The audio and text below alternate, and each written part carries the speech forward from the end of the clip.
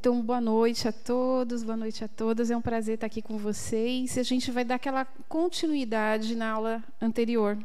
A gente vai falar sobre Deus, como é que a doutrina espírita, ela através de Kardec, ela trouxe os conhecimentos, abordou filosoficamente alguns aspectos que envolvem a ciência, não a ciência como a gente compreende, mas uma maneira espírita de compreender Deus.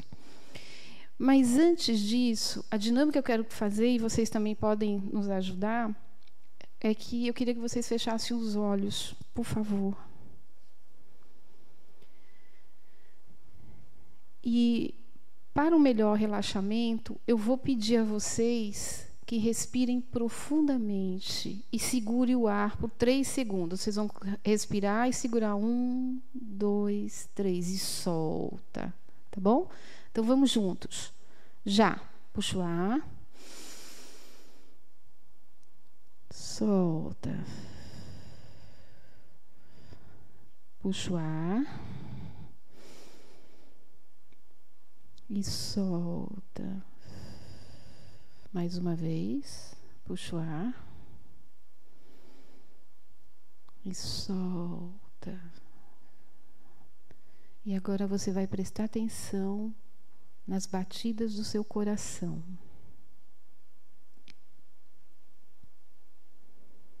E agora você vai imaginar todo o sangue saindo do coração, passando pelo cérebro, passando pelas artérias e veias de todo o seu corpo.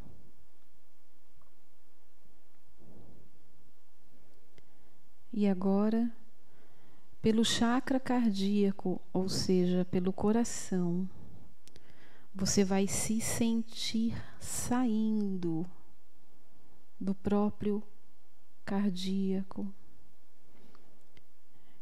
e vai saindo dessa sala, saindo desse bairro, saindo desse país, saindo desse continente, saindo do planeta, saindo dessa galáxia. E vai observar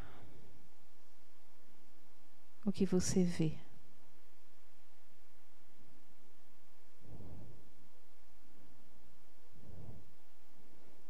Vai se conectar com outras galáxias, outras estrelas.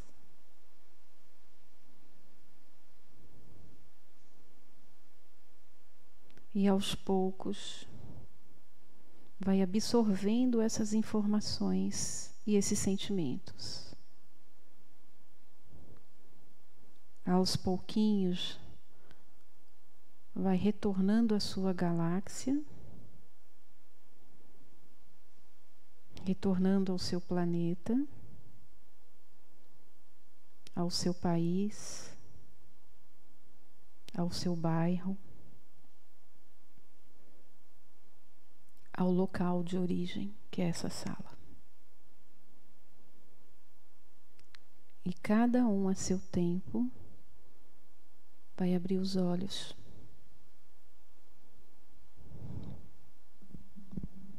Cada um a seu tempo, mexendo os pés, quem ainda está retornando para ajudar a voltar. Tá todo mundo bem? Tudo bem? É gostoso? Foi bom? O que vocês acharam? Diferente? Tudo bem, mas olha onde que você foi. Eu fui ali na galáxia. Eu fui ali. Deu uma volta por lá. Você conseguiu sair daqui, pelo menos? Deu uma relaxada. Você conseguiu? Você conseguiu? Você relaxou demais, não foi? Quis ficar lá, né? Que eu vi. Você? E aí, conseguiu? Gente, esse é um pequeno exercício. de um assunto muito legal que a gente vai falar hoje, que é sobre Deus. Nós vamos mostrar para vocês, do ponto de vista espírita, e, obviamente, se vocês tiverem outras informações para a gente compartilhar, isso só vai ser muito bom para todos nós, né? Mas, olha, o objetivo do nosso trabalho é exatamente possibilitar para vocês uma visão compreensiva da concepção de Deus, bem como o significado da fé e da luz relacionado ao Espiritismo. E eu acho que o primeiro questionamento vem, por que a gente, dentro do meio espírita, a gente associa Deus a essa questão da fé, a essa questão do significado da fé e da luz, a luz do Espiritismo, né? Então, esse é o miolo do nosso trabalho hoje, é o ápice, talvez, do nosso trabalho, e mais à frente a gente vai estar fazendo essa relação. E eu estou dizendo isso porque a visão não é uma visão católica, tá bom? É uma visão do espírito.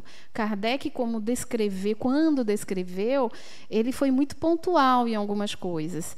E se vocês tiverem ou tiveram a oportunidade de ler, assim que vocês abrem o Evangelho segundo o Espiritismo, vocês se lembram que está escrito logo no prefácio, logo no início? Sobre a fé? Você lembra? Está relacionado à fé raciocinada, tá? E quem escreveu isso foi o Espírito da Verdade. O Espírito da Verdade é um pool de espíritos de escola, de grande envergadura, e as suas consciências, através da unicidade, psicografou através de alguns espíritos que trabalhavam, espíritas, né, e espíritos que trabalhavam com Kardec, porque Kardec não era um médium de incorporação, ele era um médium intuitivo, ele não era um médium que a gente chama de ostensivo, tá bom? Então tinha muita intuição, e a maioria das coisas que estavam escritas estavam relacionadas a esses outros médiuns de vários lugares do nosso planeta, onde Kardec, como o Adenauer colocou, escrevia as cartas, fazia as mesmas perguntas para todas essas pessoas, e ele compilou cada questionamento daquele através das perguntas que ele fez e das respostas compiladas, tá bom? Então, logo no início da abertura do Evangelho, tem o que o Espírito da Verdade descreve sobre a fé raciocinada. É uma observação que ele faz em relação ao que os espíritos nos orientam, o que eles colocaram, como é que eles compartilham essa relação do ser espírita e ter fé, mas não é uma fé comum, é uma fé que a gente chama de fé raciocinada, tá? Então, esse é um dos objetivos. E, especificamente, o que a gente pretende é que, juntos, a gente possa definir os significados de doutrinas que envolvem espiritualidade e materialismo, tá bom? Estabelecer diferenças entre um e outro, as consequências dessas doutrinas nos dias de hoje, de ontem e de hoje, mostrar as diferentes formas de como o homem concebia a divindade no seu processo evolutivo, estabelecer os conceitos do bem e do mal, mas também explicar o significado da prece como mecanismo de ligação ao Criador, a essa fonte, e explicar o significado da fé no Espiritismo. Então, para a gente começar, eu queria... Deixa eu ver se aqui não. É aqui. Eu queria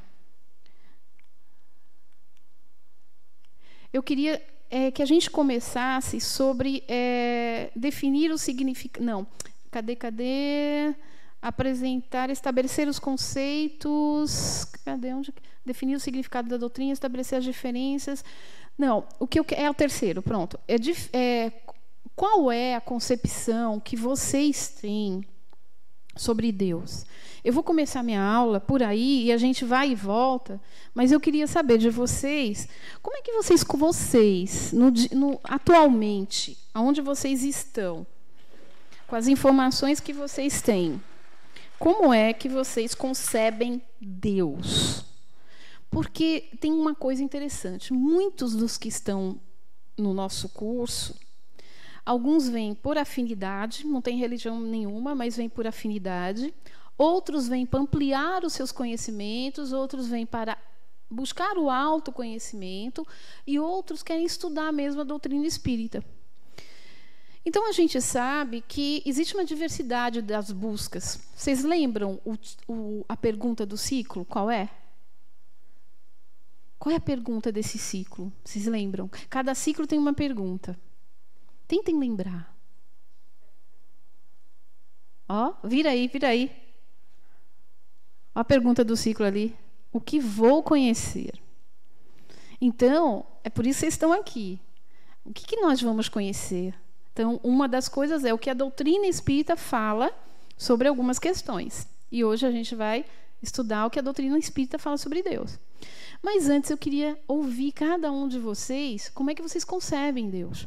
Porque eu penso que estamos aqui também porque algumas coisas a gente queria entender. E a relação, esse entendimento aí de Deus é algo que está muito vago ainda para muitas pessoas. Para outras, não. Mas eu queria ouvir vocês. Então, eu queria te ouvir. Fala uma palavra de como você concebe. Uma palavra que representa. Para mim, vida é o que dá a vida. Tá. Me deixa viva, me permanece. Vida. Energia.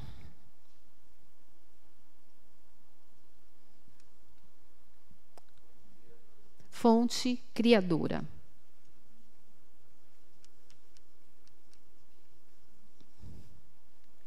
Você.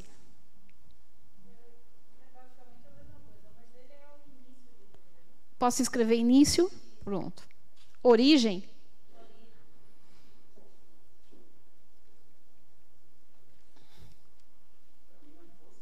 Força suprema. Muito bem. O quê?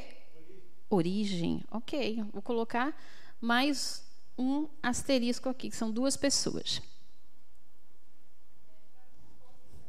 Força interior. Aquela aqui é superior e ela diz força interior.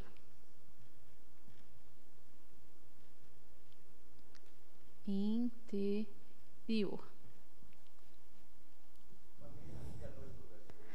Criador de todas as coisas. Criador, a palavra criador.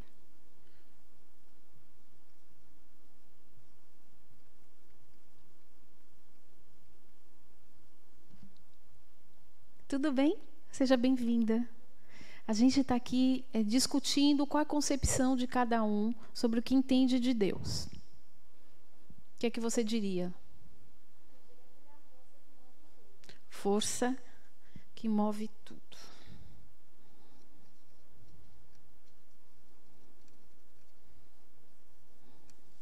As coisas interessantes eu estou percebendo. Quem mais chegou foi só ela mais? Tá. Olha só. Repare que a gente tem aqui, eu não sei se você consegue ver, mas eu vou tentar colocar mais para trás.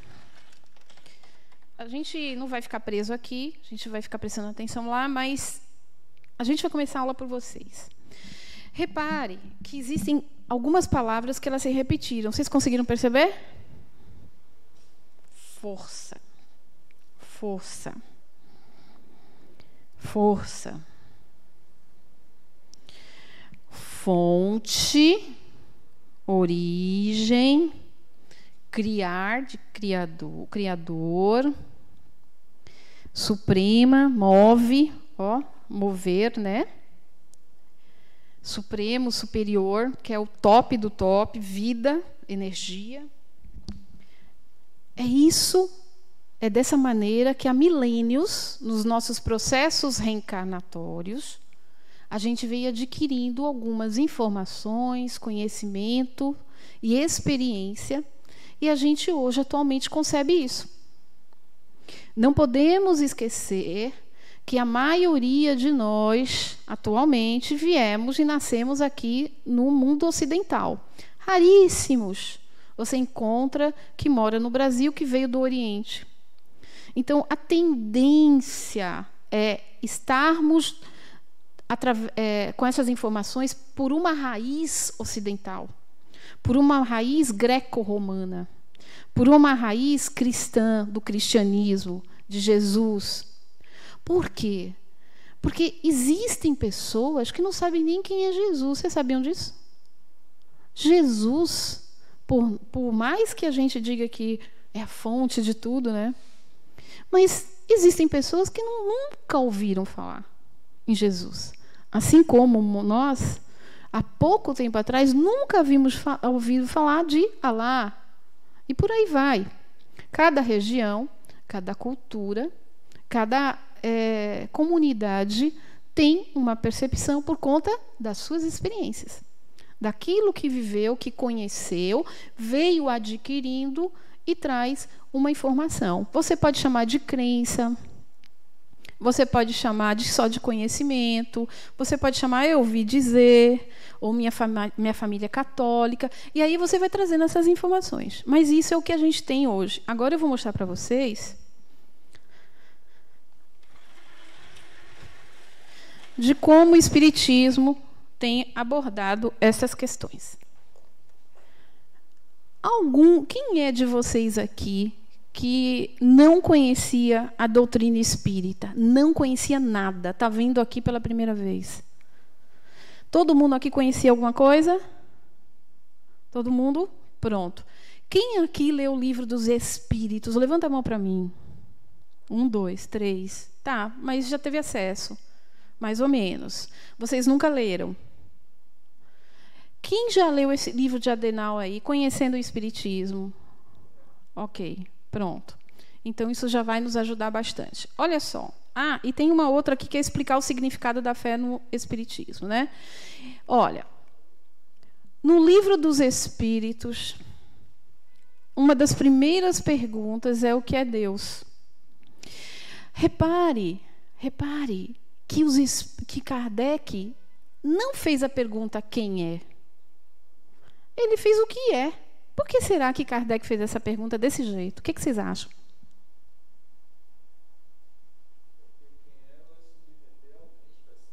E por que ele não queria associar a alguém específico?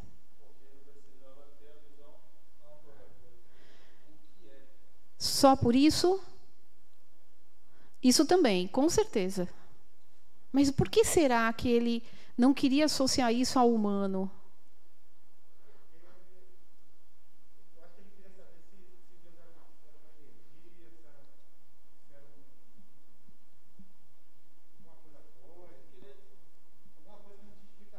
O que mais?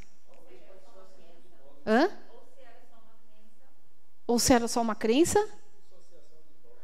Dissociação de dogmas. Mais alguma coisa? Fala.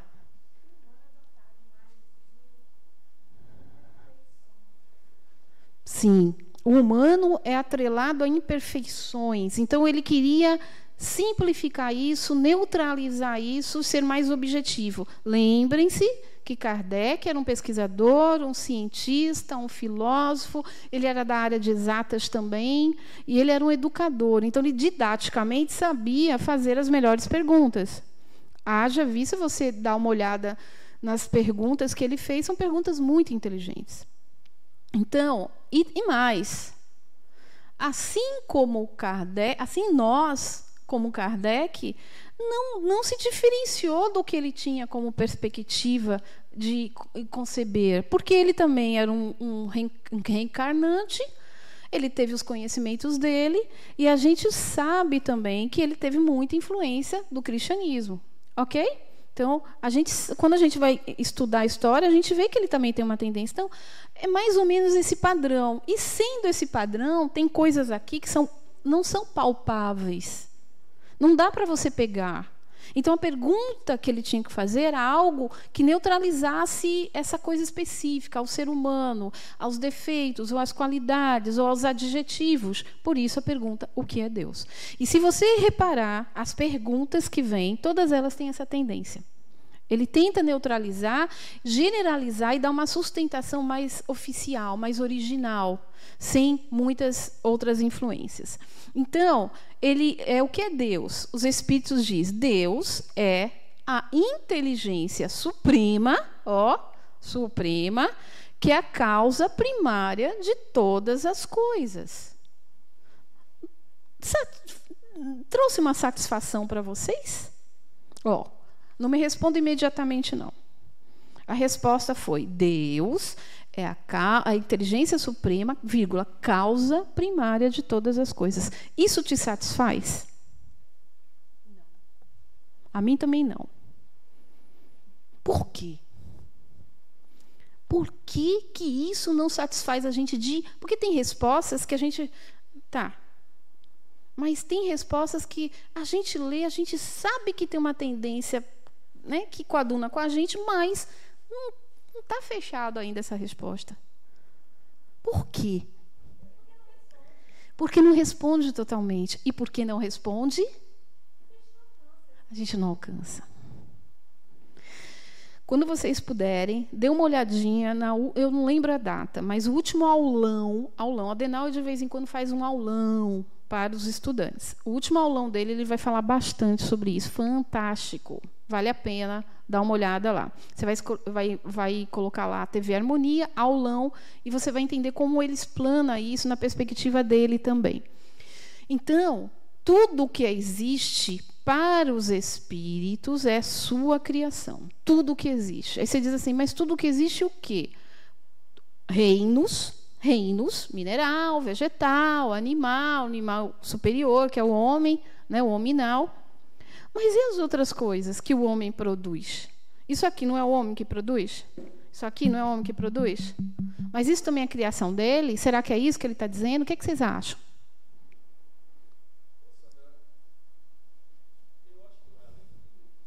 Por quê?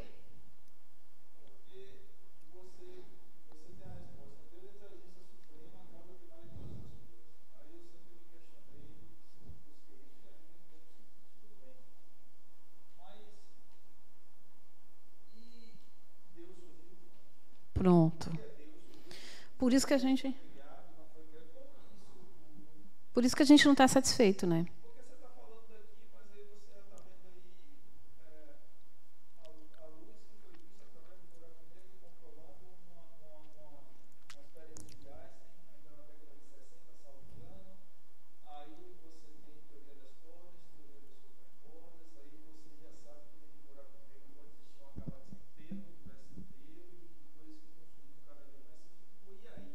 Não tem fim isso, né? Parece que não tem fim.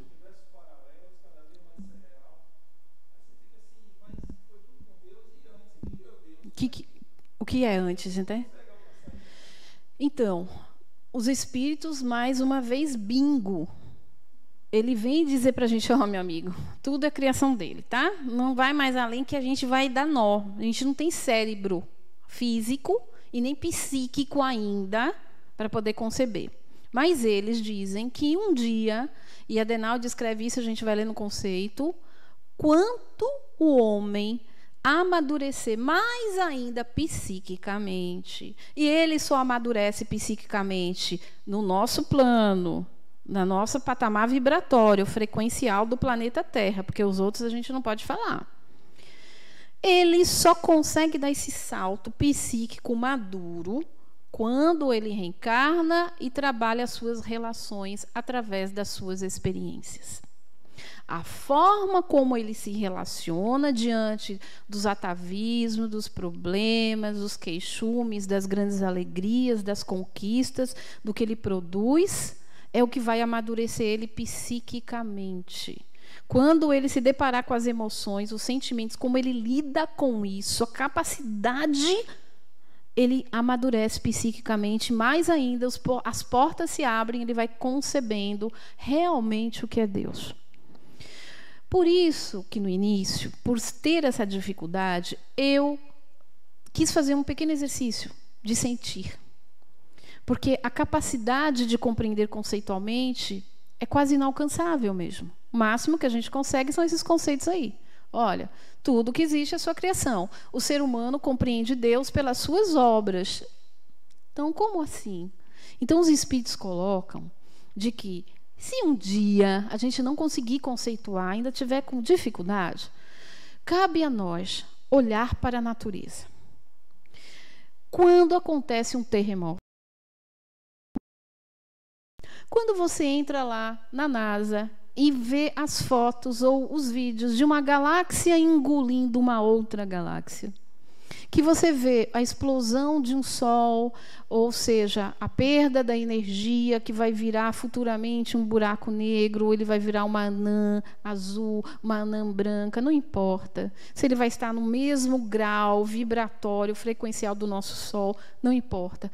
Quando você chega na beira do mar e vê aqueles animais marinhos, que você sabe que existem animais que só vivem no escuro lá no fundo do mar. Existem animais que são transparentes, eles só têm um sistema nervoso.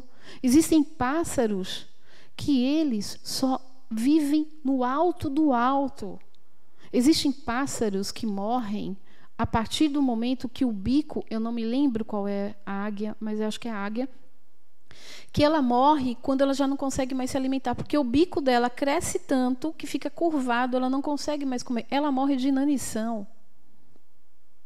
É muito interessante quando a gente olha para a história de um leão, quando envelhece, um leopardo, os animais mais bravos, eles envelhecem, eles não conseguem mais caçar. Sabe quem os come? As hienas, que sempre foram os grandes vilões. Então, quando a gente olha para essa complexidade, e aí a gente olha um pouquinho para a gente, como é que pode um sistema orgânico, fisiológico funcionar dessa maneira? Gente, o coração é um órgão nobre, é o único órgão que não tem câncer. Vocês já tinham parado para pensar nisso? É o único que não tem. Não tem câncer. O coração, ele não sofre dessa patologia. Para vocês perceberem o nível do órgão, o quanto ele é nobre. E tudo depende dele. Tudo depende dele. Você pode ter uma morte cerebral, mas você continua vivendo enquanto o coração bate.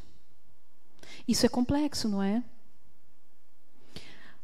Os espíritos dizem que a gente só consegue começar a senti-lo depois que a gente começa a observar as suas obras.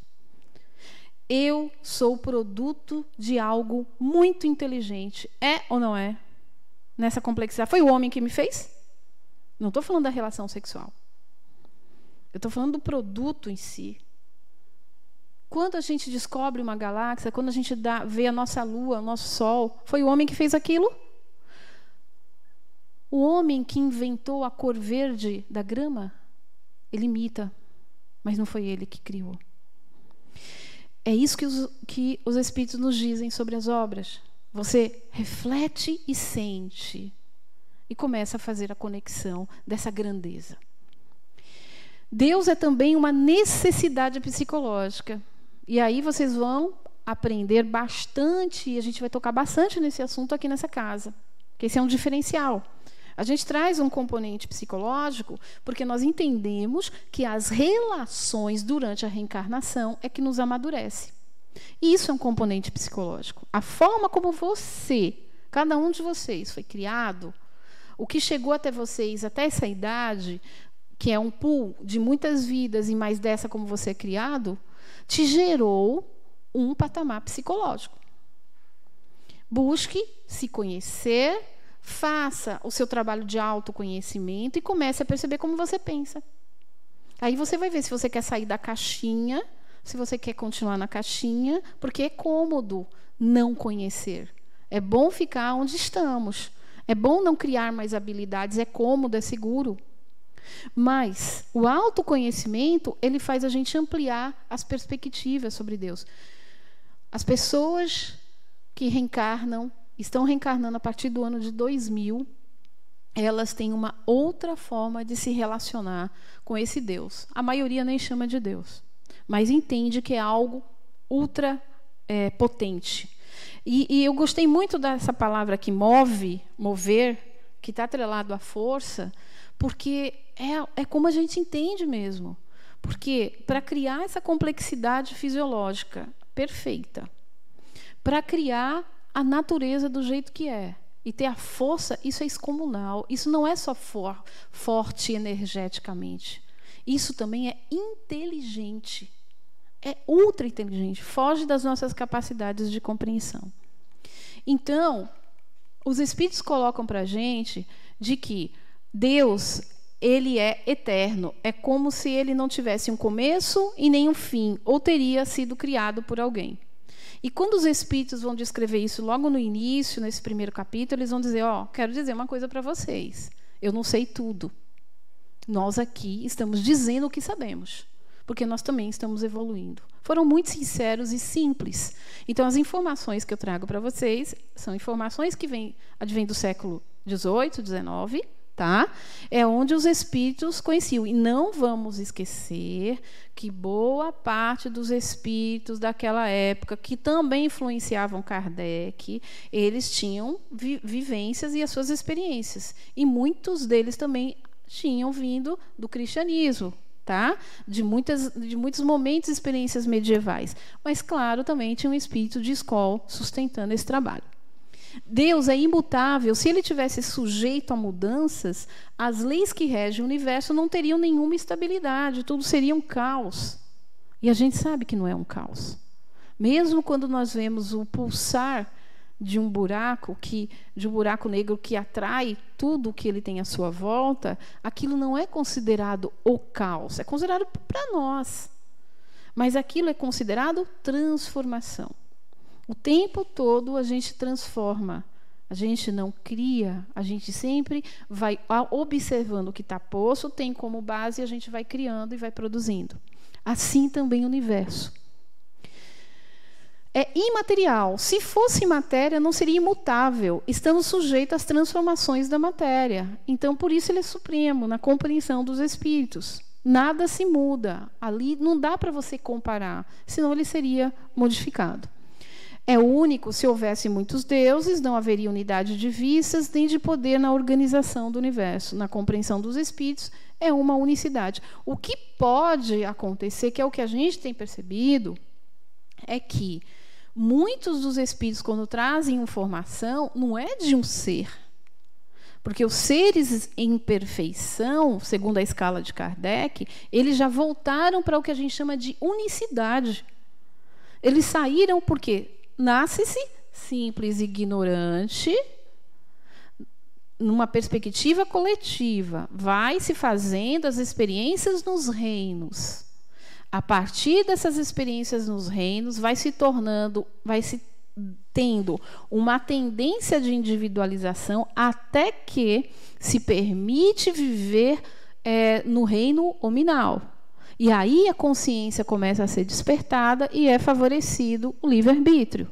Até ali, o ser é conduzido. A partir daí, o ser através da sua própria consciência, ele vai se conduzindo. Não tem interferência de Deus no processo. O processo é da sua autonomia através da sua consciência. Entendem o porquê não vale a pena ficarmos nos culpando pelo que fizemos? Não se preocupe com isso. Porque somos seres em evolução e estamos construindo. A gente só pode dar aquilo que a gente tem. Então, muitas coisas somos ignorantes. Porém, a partir do momento que no seu processo evolutivo você começa a ter consciência de que se eu pegar essa cadeira e tacar na cabeça dela eu vou machucar, a partir do momento que eu faço com essa consciência, eu já me comprometo. Entenderam? Aí vem a tal da lei da causa e do efeito. Isso é sintônico, o que eu faço volta. Mas aquilo que eu não sei, por exemplo, você vai se condenar se no passado você comia gente porque você era canibal? Era o que se tinha. Você não pode se culpar se você tiver uma lembrança do passado por isso. Você era um ignorante naquele processo. Então, quando a gente vai amadurecendo psiquicamente, a gente vai se deslocando dessas perspectivas e desses conceitos. É onipotente. Se não tivesse poder soberano, haveria alguma ou mais ou tão poderosa quanto ele. É soberanamente justo e bom. A sabedoria providencial das leis divinas se revela nas menores como nas maiores coisas. Então, eu trouxe um conceito de Leon Denis. Gente, Leon Denis foi uma pessoa contemporânea de Kardec. Ele é considerado, no meio espírita, como o romântico do espiritismo. Tudo dele tinha arte, tinha poesia. Olha o que ele fala. Ele é criação de si próprio, de onde todas as coisas saíram.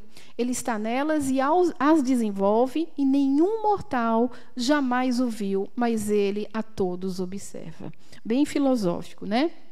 Eu acho que aqui tem uma outra. Diremos que ele é a vida, é a razão, a consciência em sua plenitude. É a causa eternamente operante de tudo que existe. É a comunhão universal, onde cada ser vai sorver a existência, a fim de, e em seguida, concorrer na medida das suas faculdades crescentes e de sua elevação para a harmonia do conjunto. Agora, preste atenção nesse conceito aqui, ó. Olha o que Adenauer fala. O homem percebeu a existência de Deus ao se questionar sobre a origem do universo e sobre a vida, pois não consegue explicar a origem de tudo o que existe sem ele. A ideia de Deus é necessária para o ser humano que, por si só, não se auto-explica. Então, para Adenauer, quando a gente começou a questionar, a partir do livre-arbítrio, na perspectiva que foi oferecida através de se ter essa consciência, o raciocínio lógico começou a funcionar, que você e eu começamos a questionar o universo, para que eu existo neste universo, aí a gente começa a fazer uma conexão com Deus. Foi a partir daí que esses questionamentos começaram a aparecer durante o processo evolutivo do homem. Então, é uma ideia inata, como se Deus pusesse sua marca na criatura.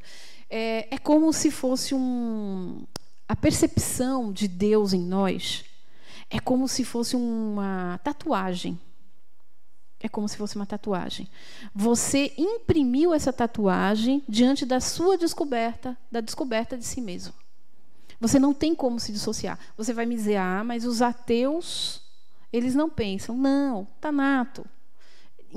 Em algum momento, ele também vai questionar a origem das coisas.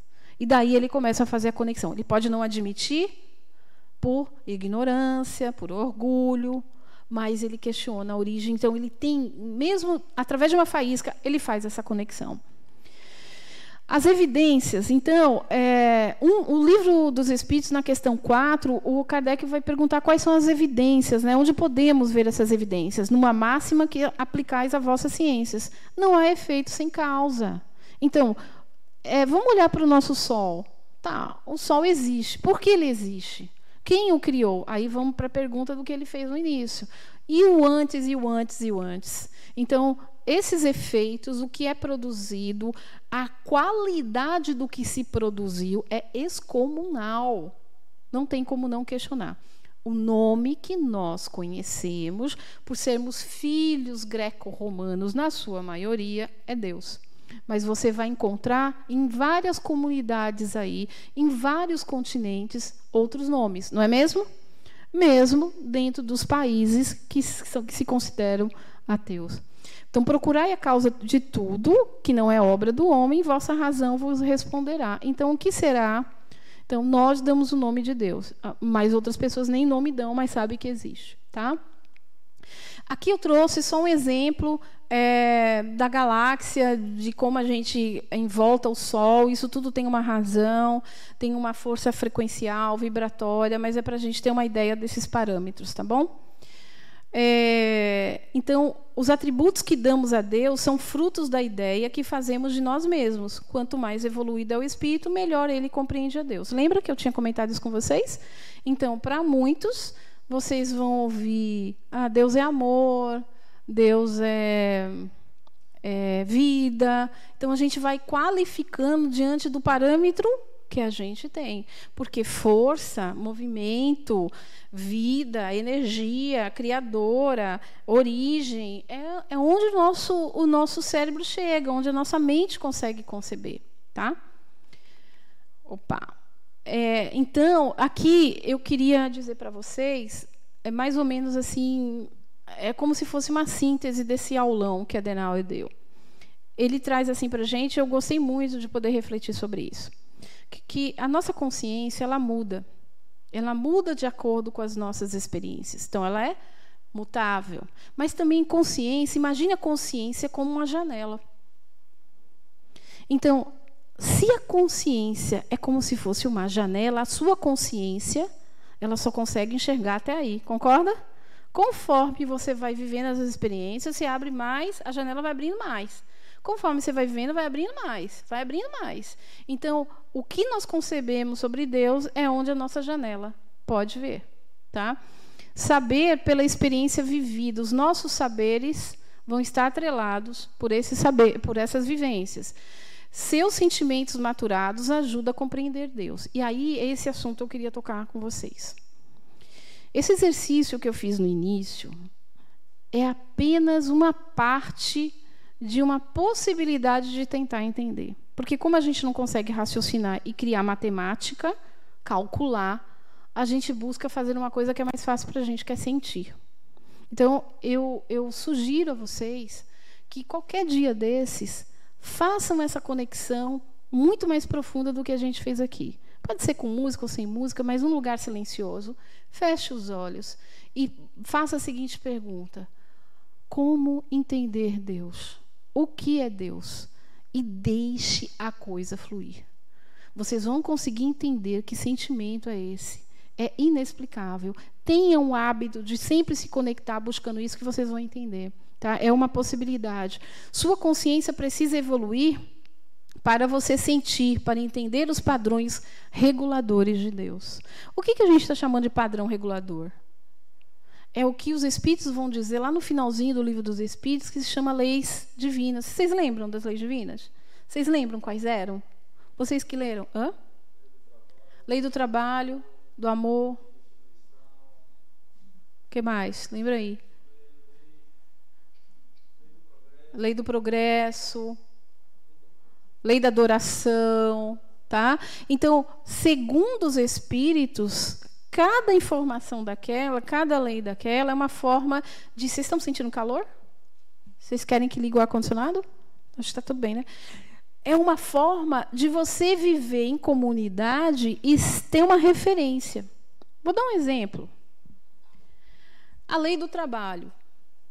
Por que trabalho é uma boa lei para quem está reencarnado? O nome é lei do trabalho. Porque através da labuta, sair de casa e conviver com outros e fazer outros enfrentamentos te ajuda a crescer. Trabalhar é dínamo gerador de energias. Ele cria forças propulsoras que você não imagina. Tanto que, quando você chega em casa, depois de um trabalho, depois de uma escola, você, às vezes, fica assim, muito chateado, porque as relações não foram boas, a coisa não foi legal, não fluiu bem, mas, às vezes, você vem saltitando, eu falei, poxa, velho, que massa, que legal, como foi bom o dia de hoje. Tanto uma coisa como a outra te faz crescer, te impulsiona para alguma coisa, porque você vai sair pensativo. Você quer ver outra coisa? Encontros como esse. Você, quando olha, presta bem atenção de como você entrou aqui, no grupo de estudo. Daqui 5 anos, ou durante esses anos, a gente vai se encontrar. E vocês vão ter a liberdade de me dizer, Sandra, realmente, como eu mudei. Por quê? Porque a consciência vai dando saltos. Você vai saindo daqui e vai refletindo, poxa, mas o que é Deus mesmo para mim? Aquilo foi o que Sandra falou, o que o Espiritismo colocou. Mas e eu? Na minha vivência diária, como é o Deus para mim? E aí, por que a gente, nessa aula, a gente traz um pouquinho da relação do materialismo com espiritualidade, o espiritualismo, nessa época, para poder discutir Deus? Porque vocês lembram que Adenauer falou na aula passada sobre a influência do materialismo no espiritismo? Porque quando Kardec começou a fazer essas escritas, o mundo estava muito dominado pelo marxismo, por essa teoria, essa tese materialista. Quando o Espiritismo chegou, o Espiritismo diz assim, é o seguinte, morte não existe não, viu? Vocês estão aí achando que vive, nasce, come, bebe, vai trabalhar e morre e acabou? O Espiritismo veio e matou a morte. Ele matou a morte, literalmente. Porque ele diz a morte não existe. Ele quebrou um paradigma materialista. Tanto foi que os livros que Kardec escreveu, alguns deles, no Ato de Barcelona, eles foram queimados em praça pública. Adiantou? Adiantou queimar? Por que não adiantou queimar? Porque não se mata espírito, o espírito continuou escrevendo. Entendeu? O espírito continuou escrevendo. Tanto Kardec escreveu até as revistas científicas, que eram chamadas revistas psicológicas. Matou a matéria, mas não matou o espírito continuou psicografando. Continuou intuindo. Né? Então, eu queria dizer que o marxismo, a relação desse materialismo, né, e o espiritismo. Então, é Kardec e Marx. Karl Marx foi um economista, sociólogo alemão que se associou a Engels para escrever sobre economia e política. Em 1845, ele publicou A Miséria da Filosofia. Em 48, publica, juntamente com Engels, o Manifesto Comunista. É daí que tudo começa a se desenrolar. É daí que essa aula vem para que a gente possa fazer essas contradições e se colocar e produzir algo que em nós vai refletir alguma coisa. Por quê? Porque a teoria marxista ela sofreu críticas muito da filosofia. Por quê? Os materialistas da época eram questionados não só pelos religiosos, que era o cristianismo que estava muito à tona, mas também a linha dos filósofos. Filósofo gosta de questionar. Filósofo gosta de perguntar. E eles iam fazendo determinadas perguntas que, para o materialismo, aquilo já estava encerrado. E quando os filósofos abriam espaço para questionamento, as pessoas começaram a falar, é mesmo. Mas isso enterrou o materialismo? Não. Existem as teorias até hoje, e muitos entendem que essa é uma teoria que comanda o processo do ser enquanto vive. Então, ele afirmava que a religião é o ópio do povo. Por quê? Porque os materialistas, e até atualmente alguns, não acreditam, não querem entender, não gostam, não concebem a ideia das promessas de vidas posterior à morte.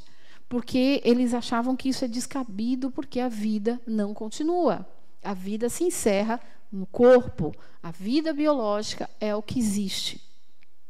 Então, se começou a trazer o que a gente chama de concepção dialético-materialista da natureza e da história. Porque tudo que eles explicavam, o que a gente está dizendo aqui, eles concebiam isso, eles diziam assim, a história do homem, mesmo a partir do homem das cavernas, tudo o que é construído, a gente vai compreender a vida a partir do que existe, do aqui e agora. O que a história conta. Fora isso, não tem o antes e não tem o depois. É o que a história vem contando. Então, eu explico as coisas diante do que a história conta.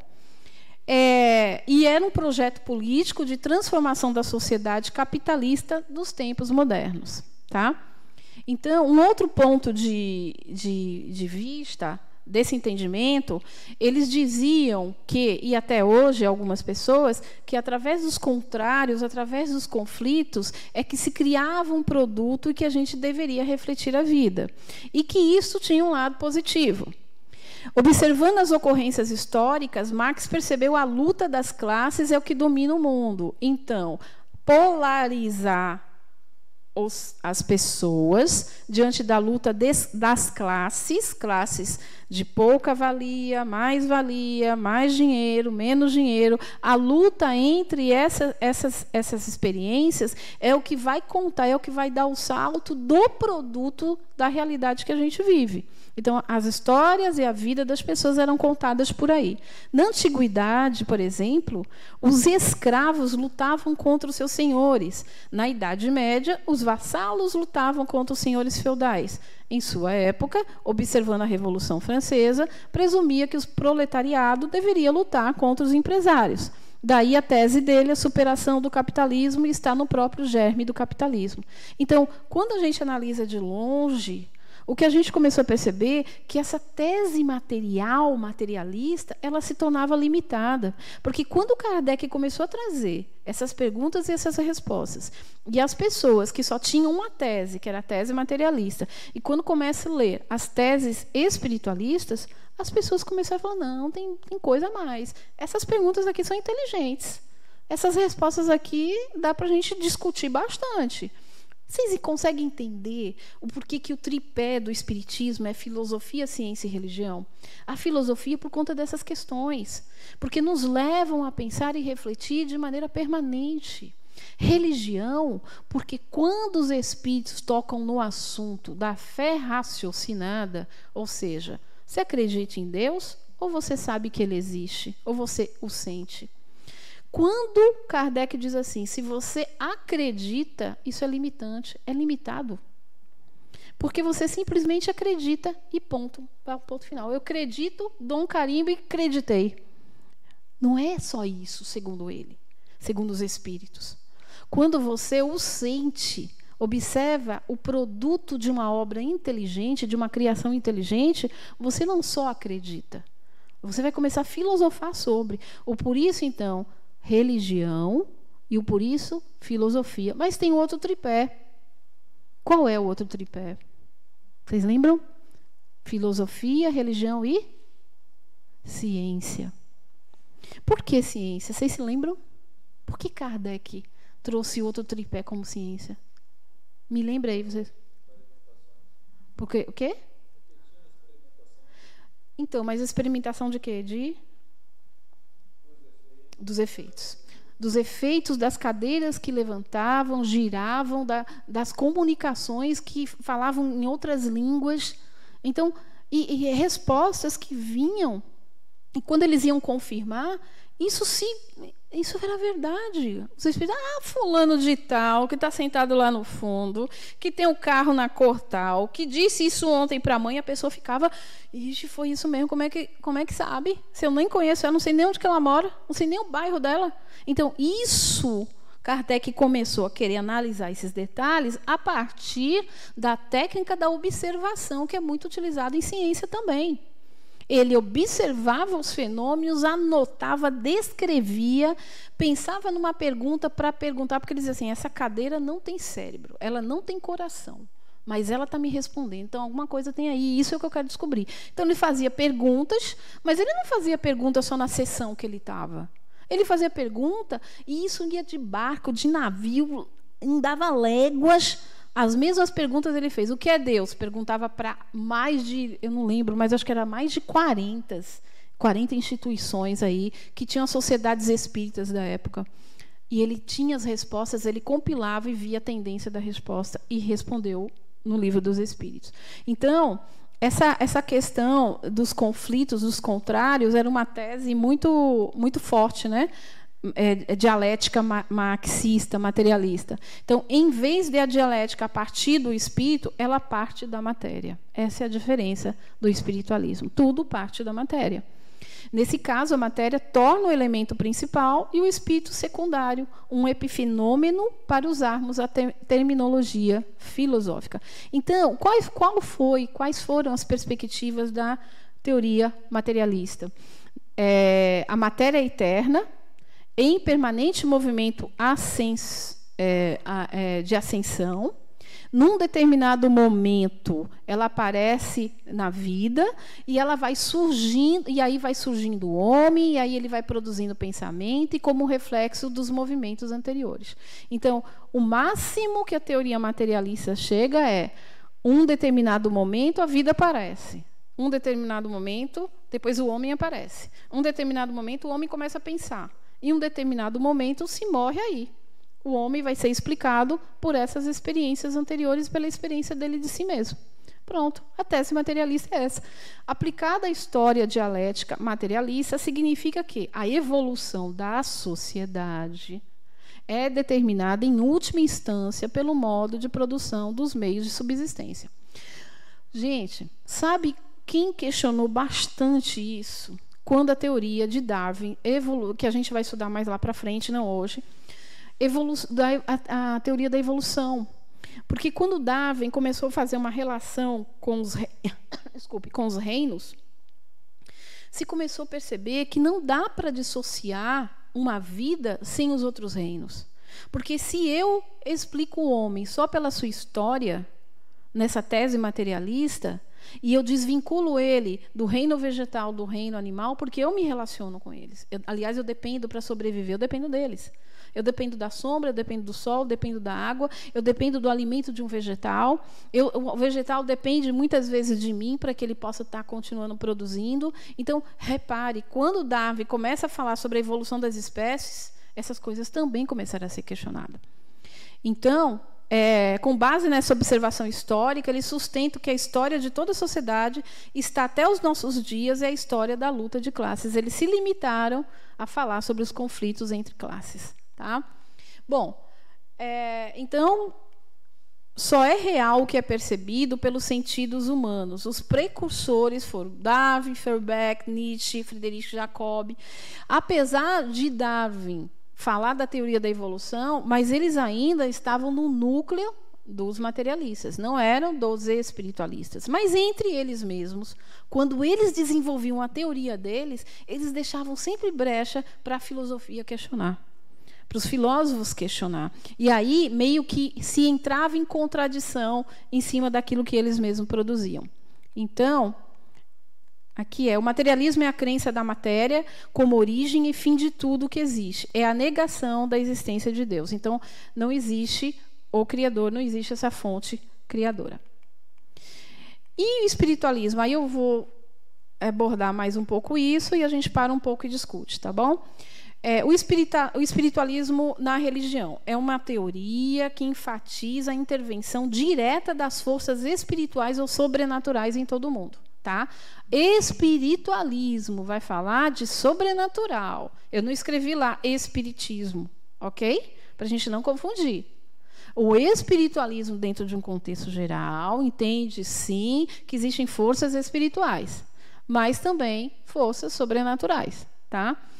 O termo cobre fenômenos tão díspares como percepção extrasensorial, telecinesia, vários estados associados com êxtase religioso, falar em línguas estranhas, por exemplo. Então, nas sociedades ocidentais, que é onde a maioria de nós pertencemos, nesse momento, espiritualismo significa comumente a prática da comunicação com os espíritos ou mortos.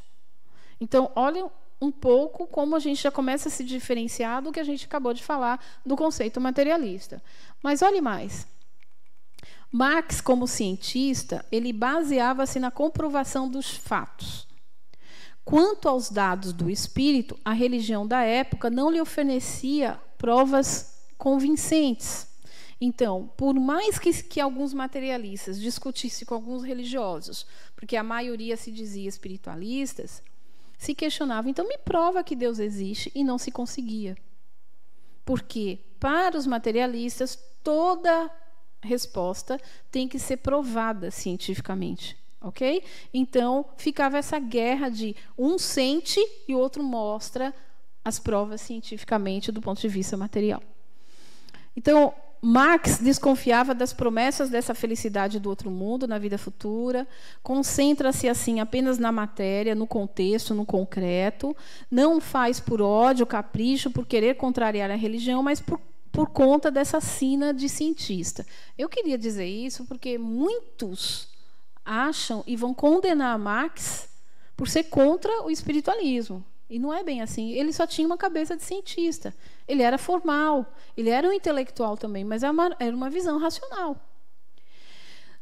Ao espiritismo, cabe-lhe fornecer a dimensão do espírito entendido como espírito, perispírito e corpo físico. Ok? Então, vamos pensar assim. As coisas se complementam. Vamos começar a buscar essa reflexão. Uma não vive sem a outra.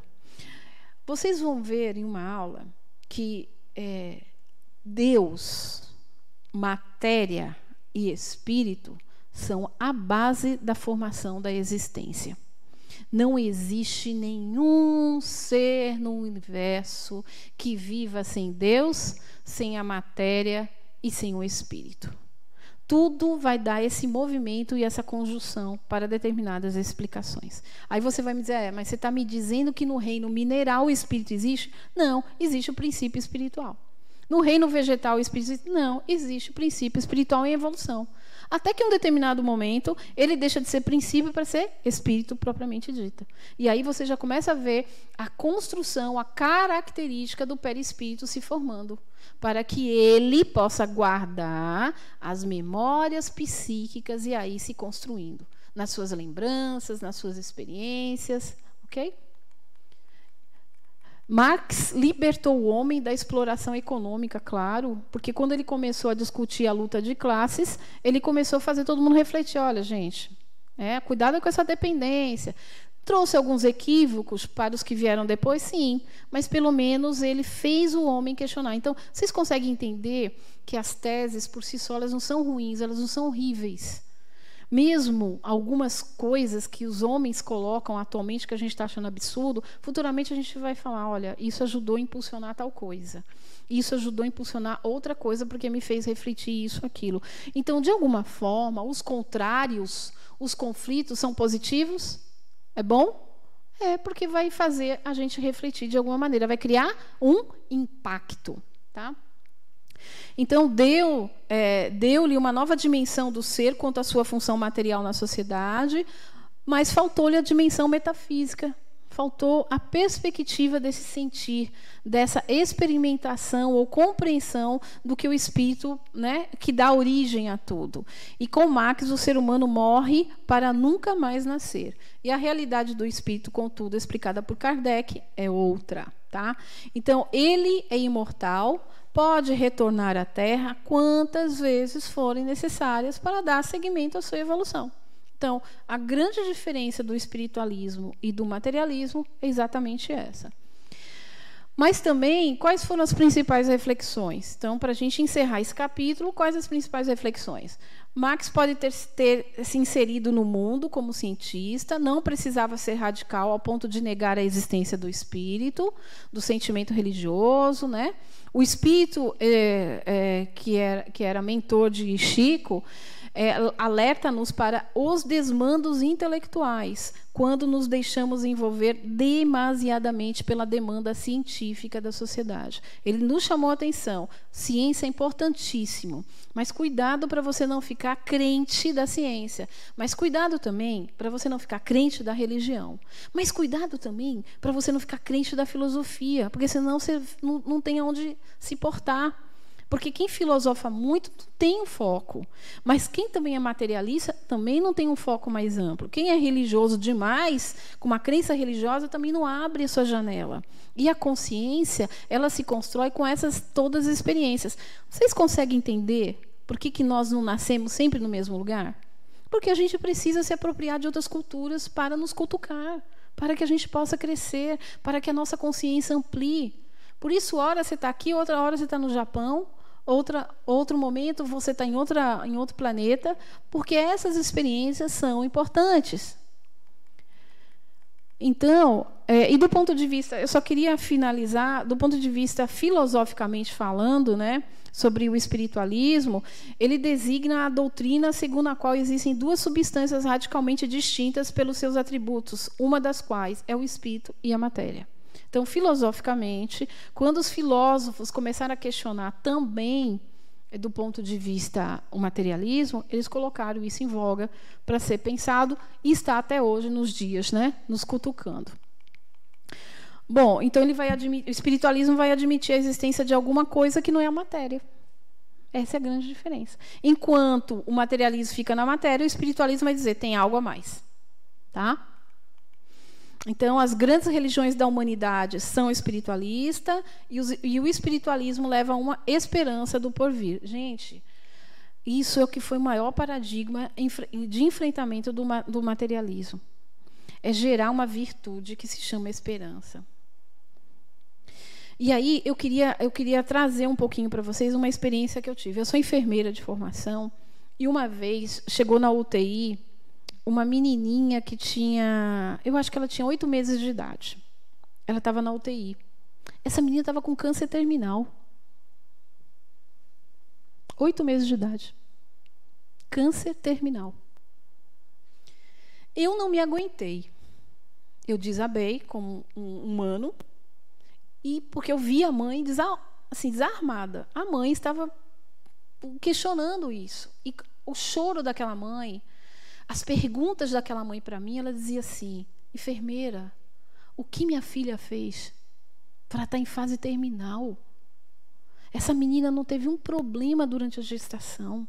Ela nasceu bem, ela nasceu firme, ela nasceu forte. Como pode uma pessoa que não fez nada ter câncer terminal? Gente, câncer terminal dá dor. As pessoas sentem muitas dores. A maioria delas fica com um catéter diretamente na coluna ligada no sistema nervoso central. E ali é jogado morfina 24 horas para a dor passar. E ela questionava o que minha filha fez. Daquele em diante, eu comecei a questionar profundamente.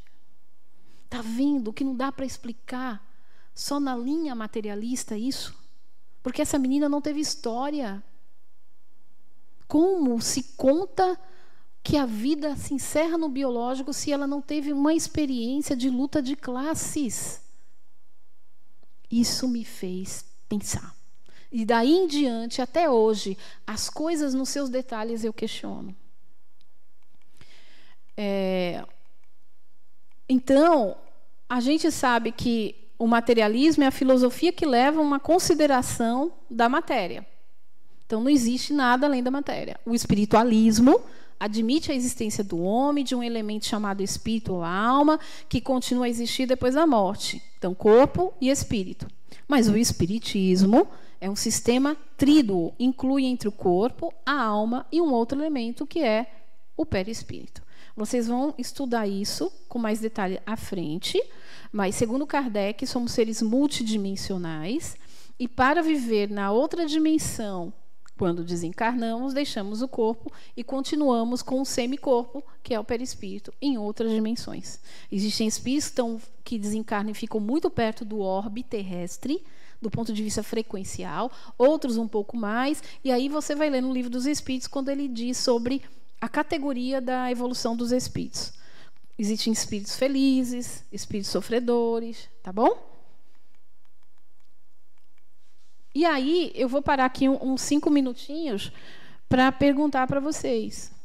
O que vocês acharam dessas reflexões aqui? Materialismo e espiritualismo. Qual é a moral da história para vocês? Me ajude aí. Temos que pensar muito. Eu acho que elas vieram para, ao mesmo tempo, confrontar, Se completar. impulsionar o homem a raciocinar. Pronto, gostei. Estimulou o raciocínio lógico. Eu acho que se não tivesse vindo o materialismo, Um pouquinho antes, né? Kardec veio chegando, mas não tinha produzido ainda o material dele.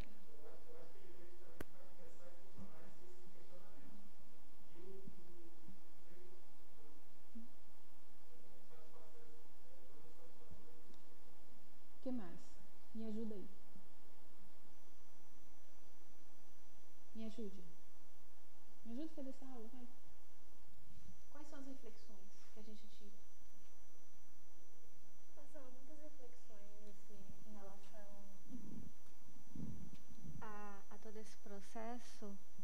E uma coisa eu me identifiquei com você. Eu sou enfermeira de formação e especializada em oncologia. Então, tenho lido especificamente muito com terminalidade, tanto pediátrica como do idoso.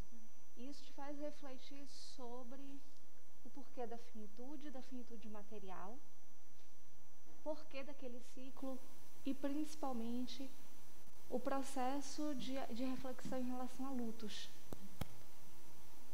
que envolve um contraponto em relação a essa questão de materialidade. É porque Marx tem muito isso de para toda síntese tem uma antítese, para uma coisa tem que ter o outro, a contrabalança para você chegar a um consenso.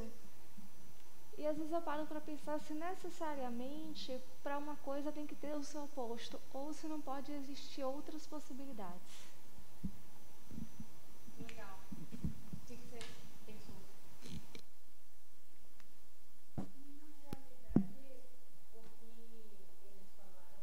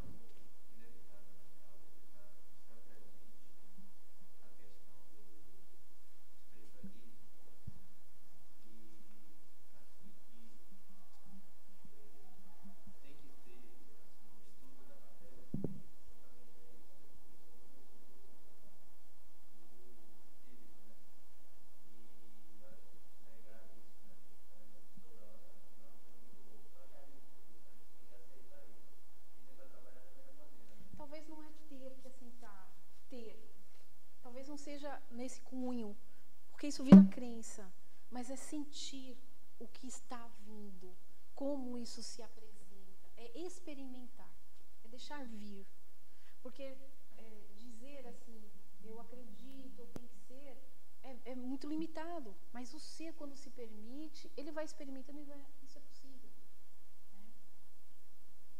Reflexões.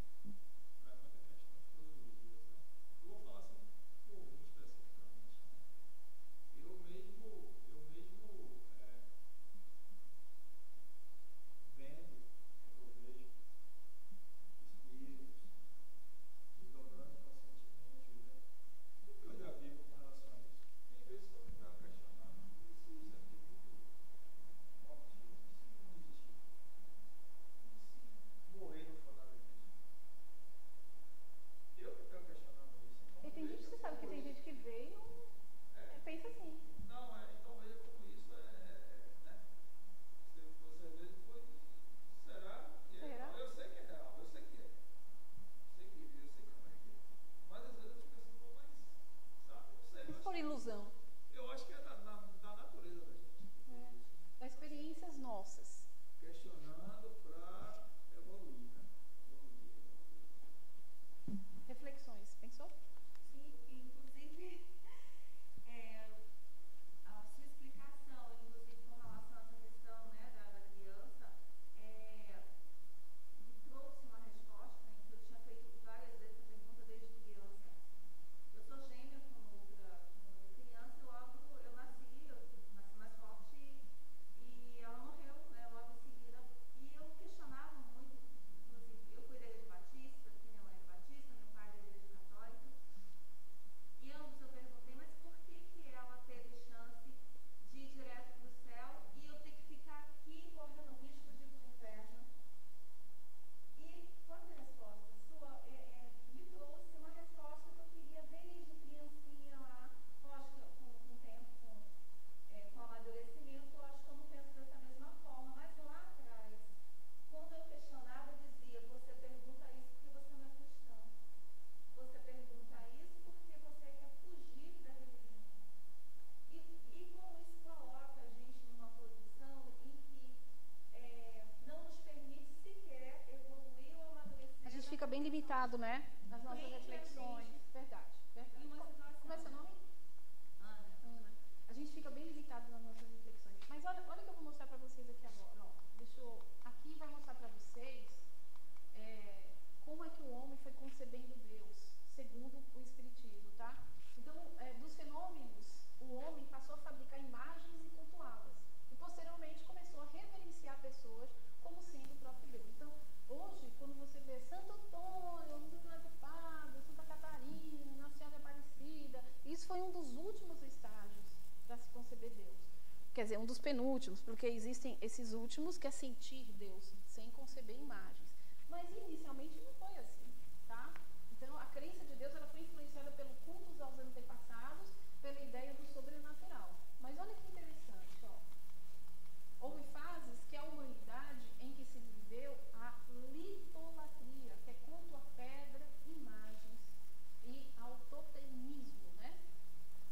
Mas também teve uns momentos de antropofanismo, que é Deus com características humanas, politeísmo, crença em vários deuses, Deus único, que é o particular, que é a maioria do meio ocidental, Deus criador, gerador do mundo, Deus arquiteto, construtor do mundo. Então, o que a gente começa a perceber é de que quando o homem começou a partir do seu raciocínio lógico, da sua consciência, da experiência do livre-arbítrio, ele começou a fazer reflexões e começou a querer uma explicação mais palpável. Porque ele ficava ansioso, não querendo entender. Tanto que isso era tão forte que em algumas culturas se pegavam animais, até hoje se faz, né? Pessoas, crianças, e simplesmente... E simplesmente eu fui falando e esqueci do microfone, né? Estava empolgada. E vocês nem para me avisar?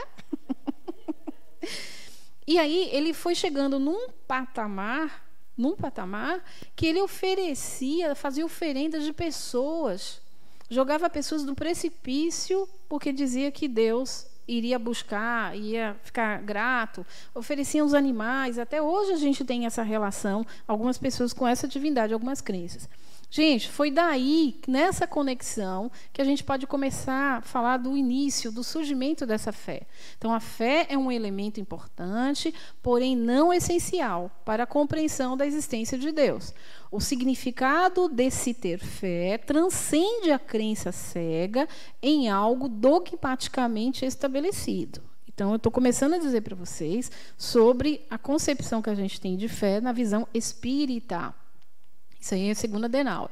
Então, no espiritismo, a fé exige raciocínio, emoção, discernimento e lógica para a consciência da existência em Deus se estabelecer.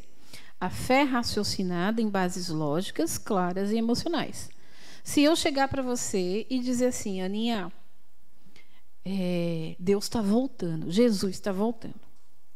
O Apocalipse está aí na porta, o mundo vai acabar, mas antes Jesus vai voltar de novo.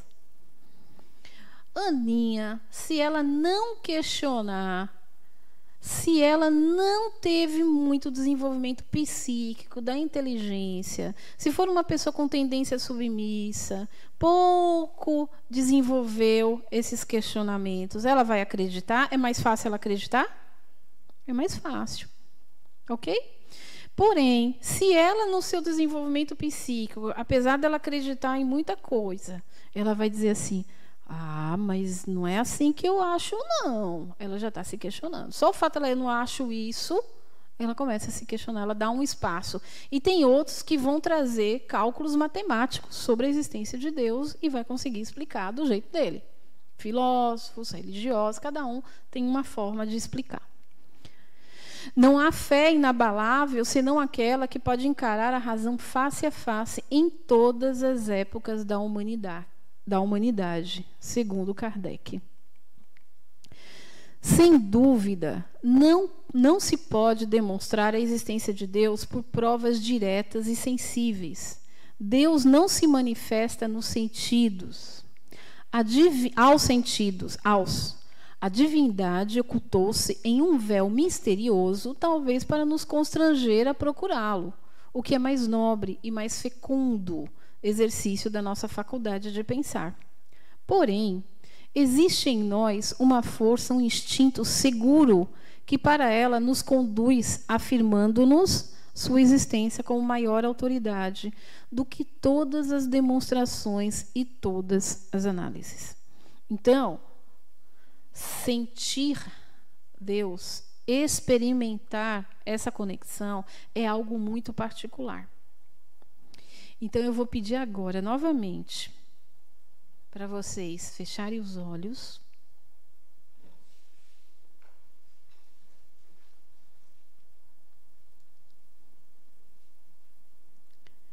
extrair da sua mente todo o barulho e toda a experiência vivida até agora, na medida que vocês forem conseguindo, buscar o silêncio interior.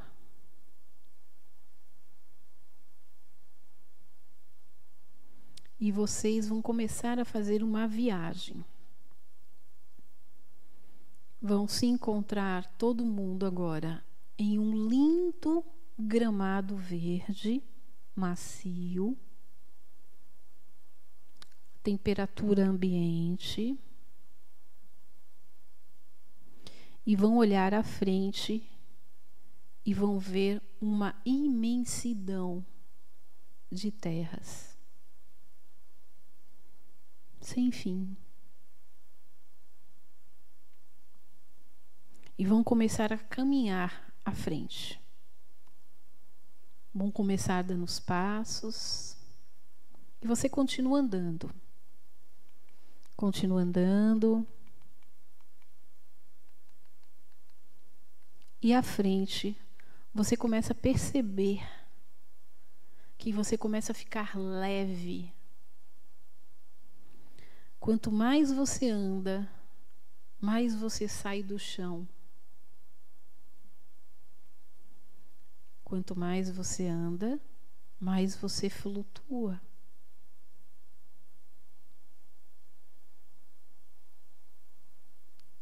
Quanto mais você flutua, mais você cresce.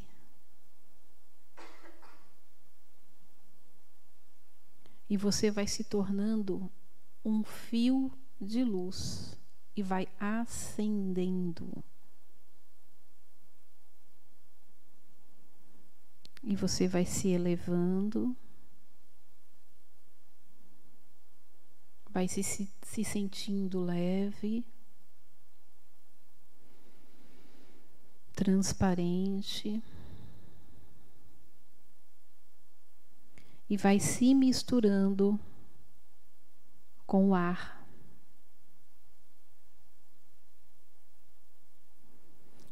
E você vai sentindo o todo.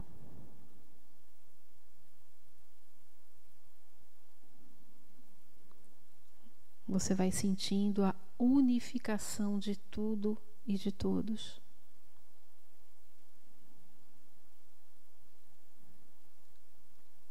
E por alguns segundos,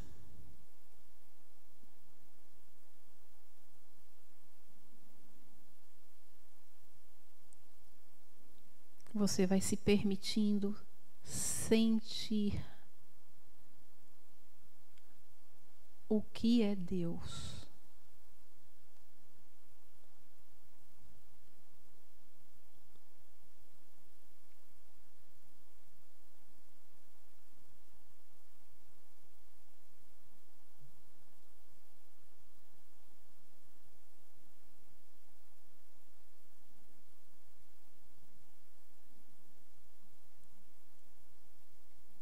E agora, você se questiona: quem sou eu?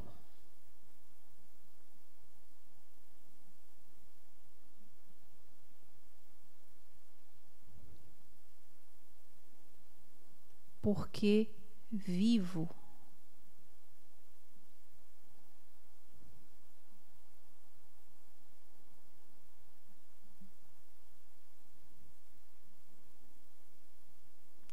E você sente as respostas.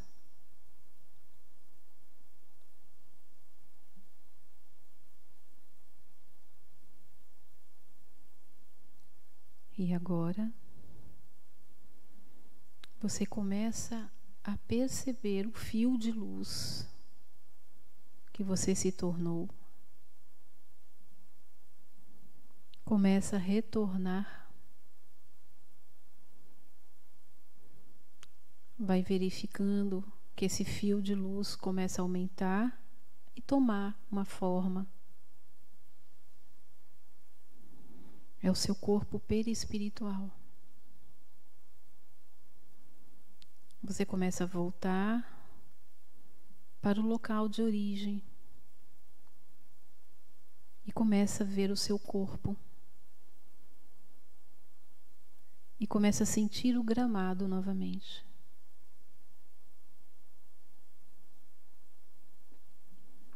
Agora você bota os pés no chão e vai sentindo a grama. Movimenta os pés, movimenta as mãos, isso, pode movimentar. E cada um a seu tempo vai abrindo os olhos.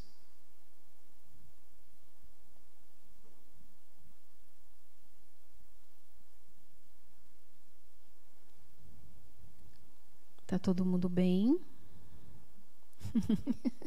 Queria ficar lá, né? Queria, né? Mas eu não deixei não, eu trouxe todo mundo de volta. Me conte, como foi essa experiência para você?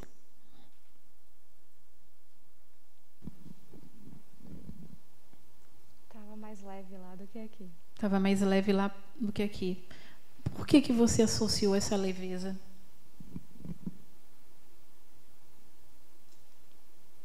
Talvez pela aquela sensação de liberdade quando você se sente mais energia do que matéria, quando você sente mais a energia, a liberdade, a libertação fica maior.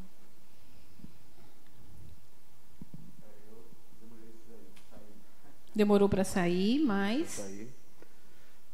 saí e comecei a ver, perceber as mudanças do antes, assim,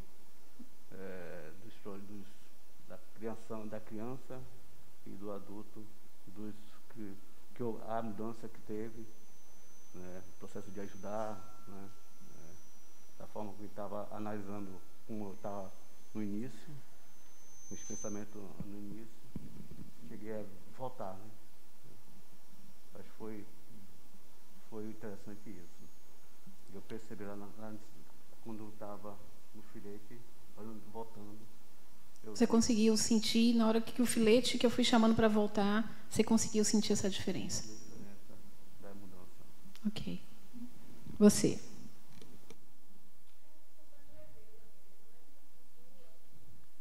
Sentiu a unicidade? Você ficou na grama, tá?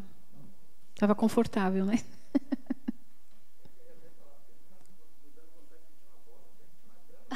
Ai, gente, eu fui. É para os meninos, eles logo pensam em futebol numa gramado verde. Claro! Não é? Vamos jogar bola. Eu aguento, dá para fazer um time, né? Você.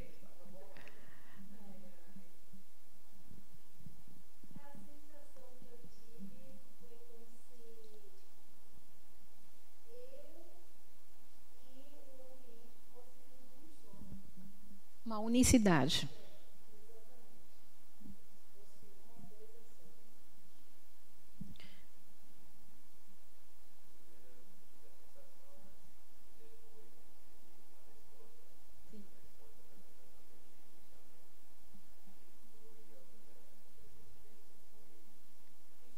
Quem sou eu?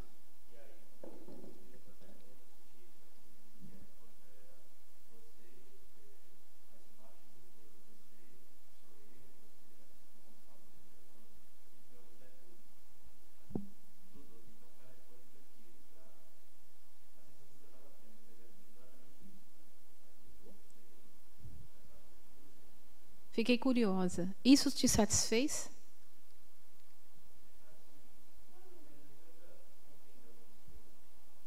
Sentindo é diferente do que raciocinar e ler e teorizar sobre? É muito mais profundo, né?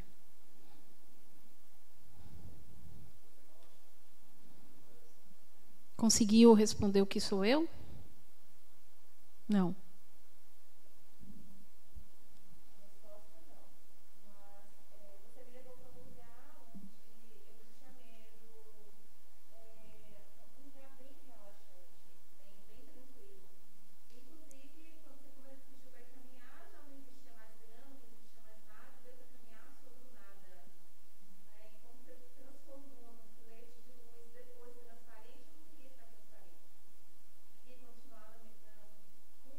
E você continuou com luz ou ficou transparente? Você me desobedeceu, mas que menina rebelde. Como é que pode uma coisa dessa desobedecer a professora? Mas olha que legal. Essas experiências, né, são experiências que os hindus, os yogas sempre ensinaram a gente, né, a fazer meditações de várias maneiras. Porque eles entendem também, né, é um sistema mais oriental de percepção de Deus, de que, do ponto de vista estado meditativo, você tem alteração do seu estado de consciência. Essa fonte criadora, essa fonte suprema, suprema, suprema, o princípio de todas as coisas, a origem de tudo, o incriado, né, o não criado, para se conectar com ele, segundo esses orientais, eu só consigo fazer com estado alterado de consciência. Estado alterado de consciência explica-se maturidade psíquica ou usando técnicas como essa. Porque quando você Eu vou dar um exemplo. A questão da doença, né? Doença é uma experiência, concorda? Cada um, você pode ter a mesma doença que eu, mas não vai doer da mesma maneira. Uma das minhas experiências, que também foi em oncologia também, tinha uma senhorinha, ela devia ter na época, eu acho que uns 60 e poucos anos. Ela também estava câncer terminal e era nos seios. Naquela época, não se tirava os seios para fazer biópsia ou fazia reconstrução, não. As pessoas não eram avançadas assim, né? Em 86, não era do jeito que é. Eu nunca me esqueço dela, o nome dela era Helena. Eu estava no início da minha carreira profissional. Aí eu disse assim para ela, Dona Helena, como é que a senhora está hoje? Minha filha, um sorriso, vem aqui. Minha filha, eu estou ótima. Rapaz, eu imagino, Dona Helena já estava com um catéter de morfina. Ela estava, o médico diz assim, ela não vai durar dias. Aí você chegava na beira do leito e falava assim, Dona Helena, como é que está? Eu estou ótima. Aí ela falou, você está com tempo hoje, já acabou de cuidar das pessoas, depois você vem aqui para falar comigo. Aí teve um dia que eu fui. Aí ela falou assim, minha filha, eu quero te falar uma coisa, como é a sua vida? Ela queria saber da minha vida. Aí eu digo assim, mas por que, Dona Helena? Eu quero saber, eu quero conhecer as pessoas. Estou aqui, não estou fazendo nada. Como é a sua vida? Aí eu fui falando como era minha mãe, meu pai. Ela falou, ai, minha vida. Aí ela começou a contar a história dela. Conclusão, ela contou a história da vida dela, eu contei a minha vida. Aí eu falei, Dona Helena, eu tenho que ir, que eu tenho que ver os outros pacientes. Ela falou, vai, minha filha, agora vem cá que eu vou te falar uma coisa. A vida é feita para ser vivida. Então viva. Não fique presa às coisas. É só isso que eu tenho para lhe dizer. Isso devia ser umas 4 horas da tarde. No outro dia, eu cheguei para trabalhar às 7 horas da noite, ela já não estava mais. Dona Helena faleceu lúcida, com uma vida em abundância, mesmo diante da dor. Agora, ela estava na mesma ala que outras pessoas com a mesma patologia que ela, com o mesmo catéter que ela tinha. Essas pessoas urravam de dor. Elas gritavam, elas não aguentavam mais, elas pediam para morrer. Eu não vi isso de Dona Helena. É a forma psíquica de encarar a realidade. O que aconteceu com Dona Helena que não aconteceu com as outras pessoas? Quem sabe? O que vocês acham? O que foi que aconteceu que ela reagiu de maneira diferente diante de algo que era desconhecido para ela, que era a morte? Eu não sabia o que ia acontecer, porque a gente conversou sobre isso. Eu perguntei para ela se ela tinha medo de morrer. Ela disse, eu vou ter medo de algo que eu não conheço? Depois eu vejo como é. Eu gostei. Simples assim. Vou me preocupar com isso? É a mesma coisa a gente ficar assim, quando eu morrer, eu quero ser cremada. Quando eu morrer, eu quero ficar embaixo da terra. Aí a gente assim, meu filho, você pode dizer o que você quiser. Porque na hora que você morrer, você não tem mais direito a exigir nada. Eu vou fazer o que eu quiser com você. Não tem controle. Vai, morre. Deixa comigo o resto. É um pouco disso, sabe? Então, o que aconteceu com Dona Helena que não aconteceu com as outras? O que vocês acham? Fale aí, vai. Me ajude. Pode ser? Pode ser. É uma das fases do processo do morrer. É uma aceitação. Então, desprendimento, aceitação, forma de encarar. Mas como é que essa Dona Helena chegou desse jeito, gente? Aí eu vou fazer outra pergunta que vai cutucar mais. Será que a gente, se acontecesse isso hoje com a gente conseguiria se desprender, aceitar, ver de forma diferente? O que vocês acham? Você tem certeza que não? Você tem medo de morrer? Não tem medo de morrer não, mas eu gosto é daqui. Aqui ninguém tira. Você vai ficando, né?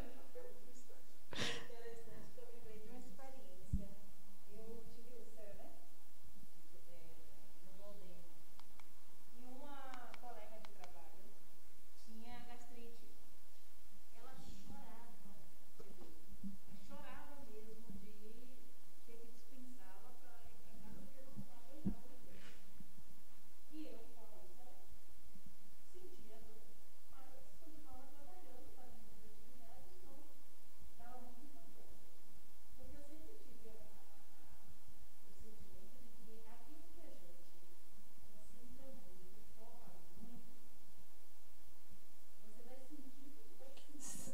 Você fechou ali a janela, não consegue ver mais nada, né?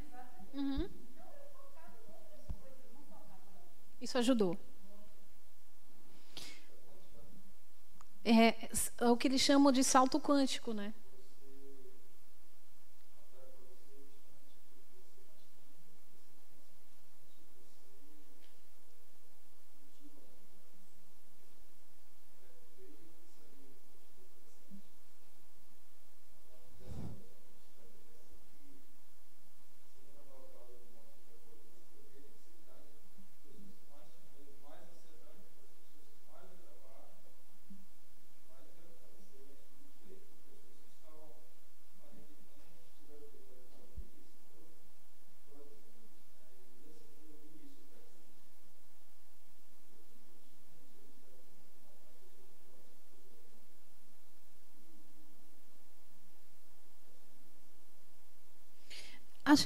A gente, no fundo, consegue se comparar?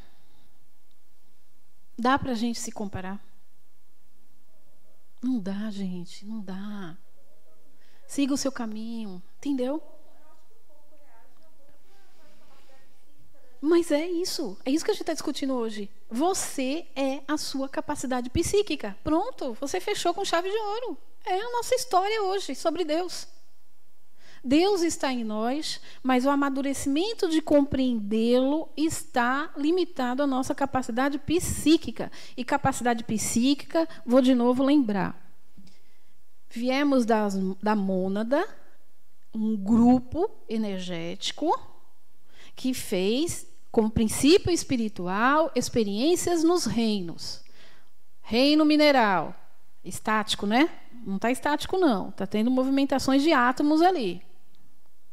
Porém, o estado da pedra, junto com ar, fogo, terra, mar, que são os elementos muito falados pelos chineses, quando convivem, adquirem experiências.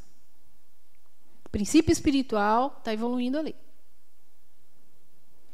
Até a água, quando bate junto com o vento que derruba uma pedra, ali é uma experiência. Um determinado momento que nós não sabemos exatamente quando sai de um reino para ir para o outro, a gente não sabe. O livro A Caminho da Luz vai falar sobre isso que eu estou falando. Vai acontecer outras experiências naquelas mônadas, que já começa pelas experiências se individualizar. Não totalmente, ainda é princípio espiritual. Então, vai para o reino vegetal. O que acontece ali no reino vegetal que não acontecia no mineral?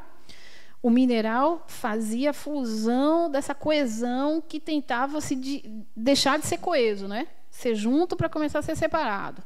Vou ali no reino vegetal, com o princípio inteligente ou espiritual, viver outras experiências que me acumulam experiências sensitivas, da sensibilidade. Um determinado momento, haja vista algumas plantas carnívoras, que já começam a mostrar uns sistemas mais complexos. Ok? Estou dando só um exemplo. Começo a dar saltos quânticos, experimentais. Começo, então, a sair daquilo que era tão coeso para ir mais sensível e começo a me individualizar, vivenciando o instinto, a sobrevivência. Começar a criar estratégias de fuga.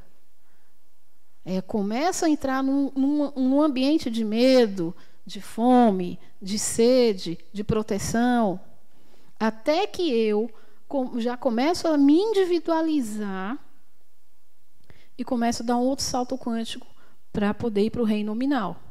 Aí eu já sou uma individualidade. Aí já me dá espaço dentro de um corpo que tem níveis cerebrais diferentes. Lembra do homem das cavernas, quando ia evoluindo, os cérebros não eram diferentes? Porque ali eram adaptações do princípio espiritual. Até que, pelas experiências dele, ele consegue galgar um corpo menos primitivo. Por isso que o início do nosso planeta, os seres eram mais primitivos. Os seres ascensionados, os mais inteligentes e ou não superiores, estiveram aqui para nos ajudar a impulsionar. Que aqui estiveram seres que vieram de outros planetas para poder nos ajudar e nos impulsionar. Porque senão os primitivos, por si só, não avançam tão rápido. A gente sempre tem ajuda. Tá? Então, quando a gente está saltando de uma proporção para outra, a gente sempre tem influência, sempre, porque tudo se transforma nessa qualidade, né? Nessa coesão. Agora, como espíritos, não princípios, já nos individualizamos, estamos adquirindo outras experiências para galgar, não sabemos até os espíritos superiores, segundo Kardec, né, que existe esse momento, essa promoção. Nós estamos voltando para o todo, para a unicidade, mas a nível consciencial agora. O Espírito da Verdade é um exemplo desses seres que chegaram a um patamar X tão conscientes e fraternais que já pensam em unicidade. Repare que a gente vem sem consciência, vai evoluindo com consciência e volta para a unicidade.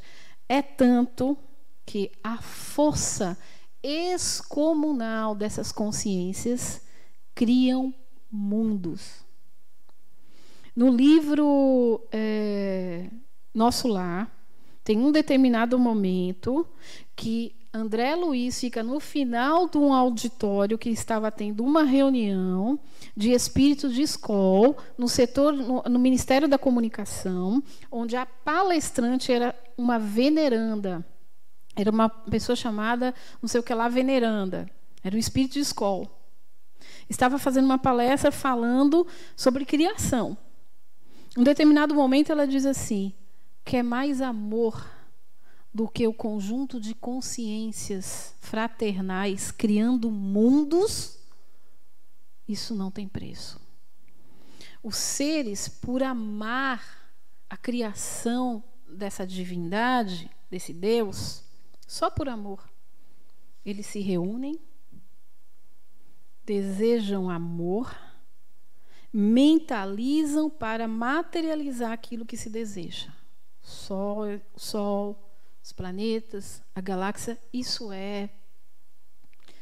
A gente só consegue ir até aí, nessa nossa imaginação. Segundo ela, é pela força do amor, pelos níveis de consciência que já se entendem, não recuam, não recuam. A gente ainda está naquele vai, não vai, tem medo, se apega, briga, compara, julga, xinga. Aí a gente recua de novo, ama, é fraternal, quer ajudar, quer fazer trabalho social, mas vai para casa, fuma, bebe, briga, depois recua. E assim a gente está fazendo nas nossas reencarnações, até que um dia a gente vai sentir mais necessidade. Pelas experiências, a gente vai conseguir retomar aquilo que está impresso em nós, que é essa fonte, que é esse Deus. Que é o que Adenauer fala, que é um carimbo, que é uma tatuagem que está impressa em nós. A gente vai reconhecer isso pelas experiências, por aquilo que a gente busca. Minha gente, é tanta coisa boa para falar para vocês, que assim, eu ficaria aqui um tempão. Mas eu queria saber se vocês querem me perguntar alguma coisa, querem dar as últimas palavras, fazer uma reflexão para a gente deixar gravado aqui, impresso nesse grupo sobre a aula de Deus, que não acaba aqui. É a gente que já fez a ULI toda, que dá aula, isso a gente ainda questiona, né? Que dirá a gente que está começando a fazer essas reflexões. Vocês querem me perguntar alguma coisa? Querem falar alguma coisa? Querem deixar no ar algo que a gente possa... Você quer?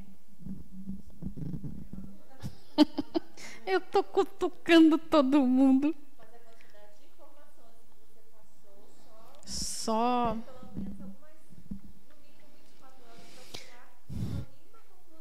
Ficar silencioso e pensar, né?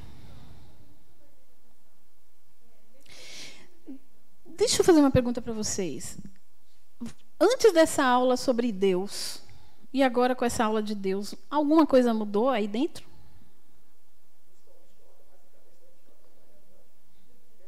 piorou a situação, né? Então tá certo, eu atingi meu objetivo. Pirei o cabeção de todo mundo. Eu queria era pirar o cabeção mesmo de vocês. Essa era a intenção.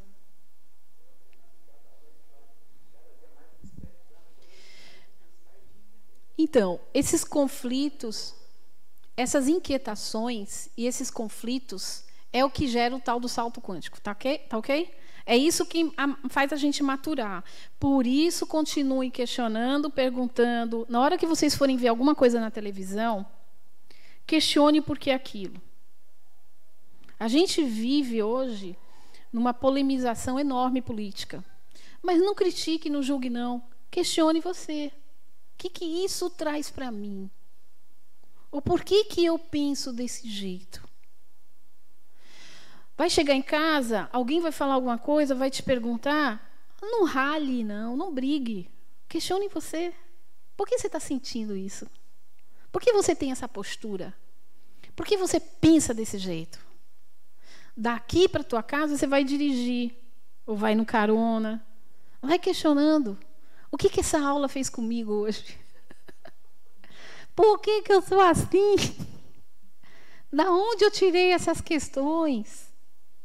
Então, gente, eu desejo a todos vocês, assim, boas reflexões. Sejam bem-vindos na Universidade Livre do Espírito. A gente tem muito mais para passar para vocês. Eu espero que vocês gostem bastante. Mas aconselho, na próxima aula, você lembra o nome da próxima aula? Na próxima aula, vai estar lá no calendário, vocês dão uma olhadinha. Evolução. Essa aula, gente, é a melhor, eu acho. Reencarnação e evolução, para mim, é a melhor. Leia um pouquinho antes, para vir com as perguntas, para questionar, para interagir. Isso ajuda ao psiquismo amadurecido. Isso vai amadurecer o psiquismo de vocês. Tá bom? Então, uma boa noite. Foi um prazer estar aqui com vocês. E agora eu entrego às meninas. Tá bom? Um beijo grande.